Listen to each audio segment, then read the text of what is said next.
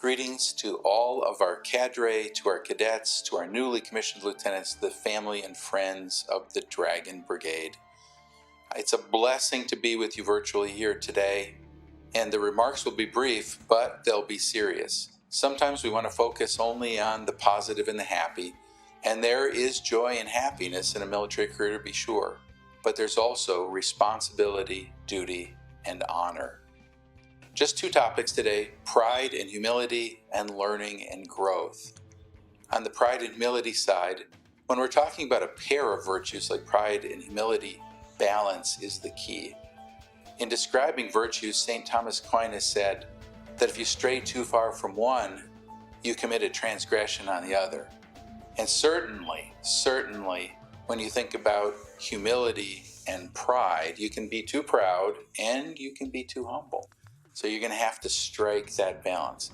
You can be justifiably proud, though, of your personal accomplishments and of your commissioning program. Colonel Hannigan provided me with some impressive information. 89 cadets with an average GPA of 3.4. Honestly, that's quite a positive change. What might have been the case 40 years ago when 2.0 and go may have been the standard. Maybe. Also, I was impressed with the majors that you have, not only all the way from cutting-edge technology areas to very critical areas that we see today, things like nursing and healthcare.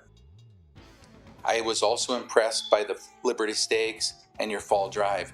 They really exemplify the leader-servant aspect we're looking for in leaders of character today.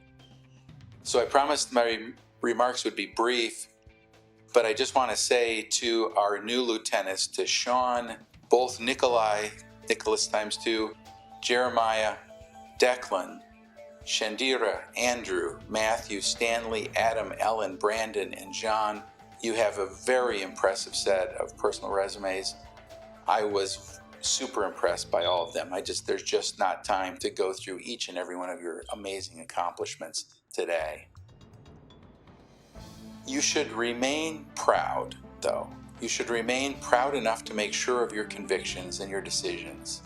If history serves as a guide, then some of you are going to lead men and women in combat. The Army has no place in combat for leaders that dither. The soldiers, sailors, airmen, coasties, and other personnel, because we live in a joint and interagency world, will look to you for strength and guidance. You're embarking on a serious endeavor. While commanding a brigade in Iraq, I attended 63 U.S. memorial services.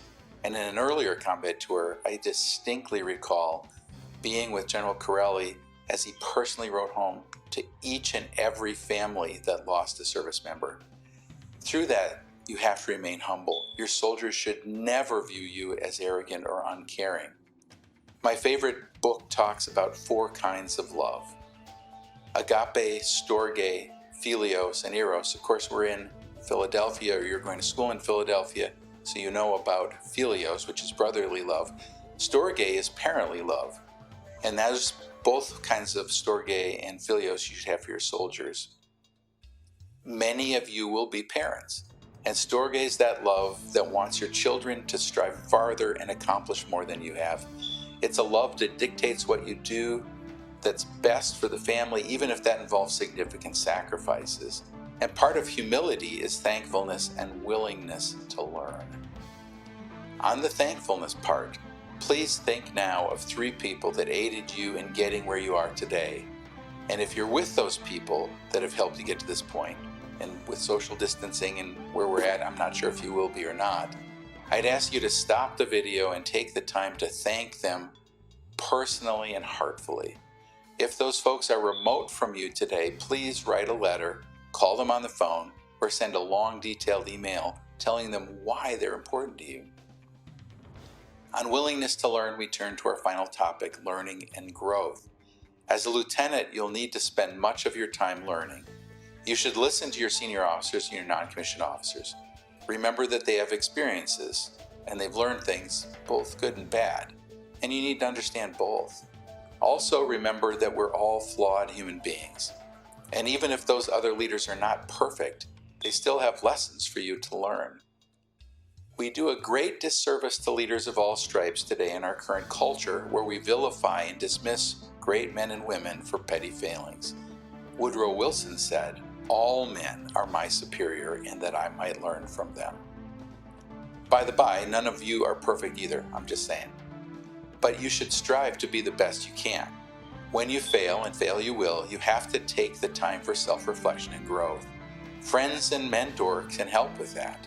My favorite book says that as steel sharpens steel, so one person can sharpen another. My challenge to you is to find 2 to 4 mentors that you'll stay in touch with, be brutally honest with, and listen to. Most of you will only have 3 to 5 lifelong friends. Value those friends. Listen to them. When they tell you about areas you can improve, listen to what they have to say. I see that the virtual Colonel Hannigan is giving me the cut sign, and I will listen to him. I am immensely proud of you, and you are the reason that when senior leaders in our country ask me about the future of the Army, I tell them honestly and with conviction that the Army's future is bright because of the next generation of amazing leaders like you. Thank you for your service and commitment. May you, your families, and this nation be blessed by all that you do. Thank you so much for having me. It's a great honor. Good luck to all of you.